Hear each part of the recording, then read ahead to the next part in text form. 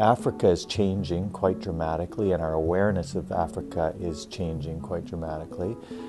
Clearly there's a lot of excitement and optimism about some positive changes that are occurring. There's still enormous challenges.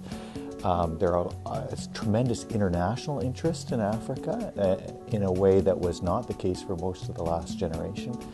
And it's actually becoming quite a crowded international context.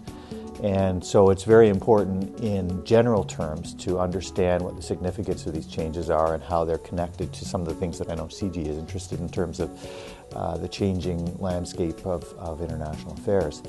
For Canada, I think it's an interesting moment. We've been through a period for roughly the last 5 years when Canada was relatively distant. The Canadian government was relatively distant in terms of its engagement with Africa. That strikes me as historically problematic. We actually had advantages in Africa because of a long history of relatively cooperative relationships with African countries and people.